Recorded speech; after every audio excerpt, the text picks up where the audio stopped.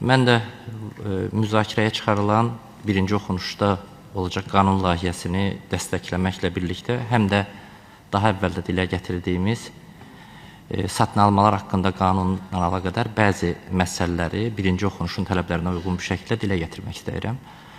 Dövlət satın almaları haqqında mövcud mexanizmalar səhiyyə sistemində də xüsusilə dərman vasitələrinin və tibb materiallarının alınmasında bir sıra praktik çətinliklər yaradır. Bu artıq uzun illərdir bilinən bir həqiqətdir. Bu çətinliklər birbaşa olaraq xəstələrin əslində vaxtında və keyfiyyətli tibbi yardım çıxışına ciddi bir şəkildə mənfi təsir göstərir.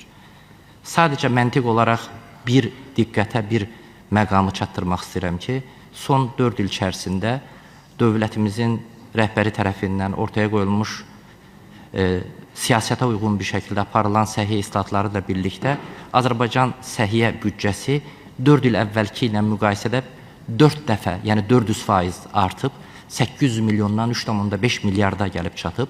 Amma hər nə qədər tibbin bəs qədər yenilikləri və inovativ yeniliklər və tibbi reallıqlar ortaya qoyulsa da, statistik olaraq əvvəllər xəyalı olmayan, xəyalını belə çəkməkdə çətinlik çəkdiyimiz xəstəliklərlə mübarizədə ciddi işlər görülsə də, cəmiyyətlə tibb müəssisələri arasında, səhiyyə sistemi arasında hələ də narazılıq, qiymət artımına, xərclənən dövlət tərəfindən ortaya qoyulmuş vəsaitin gücünə ekvivalent deyil, bunu hamımız bilirik.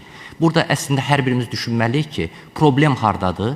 Bu problemlərdən biri də məhz bir məna olaraq bu sistemin içərisində fəaliyyət göstərən bir insan kimi bu sahədə olan hər bir insanı narahat edən həm satın almalar haqqında qanundur.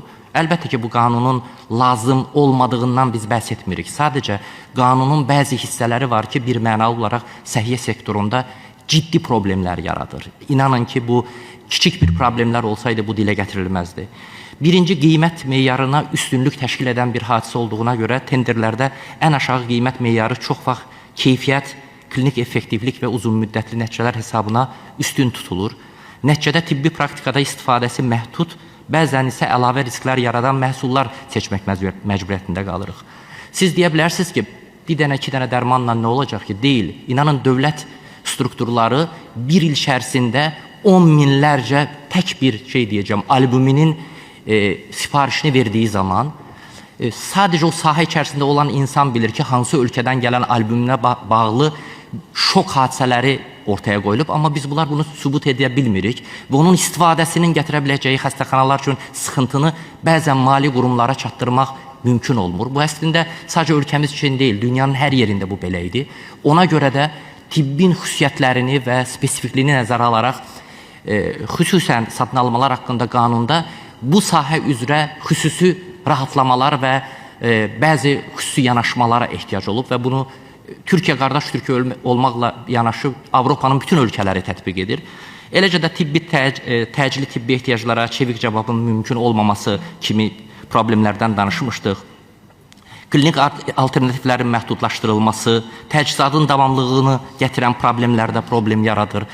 Yəni, bu əslində şikayət etmək deyil, xanım sədr. Yəni, bu əslində bugün cənab prezident tərəfindən həyata keçirilmiş səhiyyə islahatlarının daha da effektiv bir şəkildə həyata keçirilməsi üçün qurumlararası diyaloqun və həqiqətən problemlərin sadəcə öz pəncərəsindən baxmaq deyil, qarşılıqlı var olan pəncərələrdən baxılaraq ortaq yolların seçilməsinin bəlkə də ölkəmizdə həyata keçirilən bugünkü səhiyyə islahatlarının daha da effektivinin artırılmasına kömək edəcəkdir.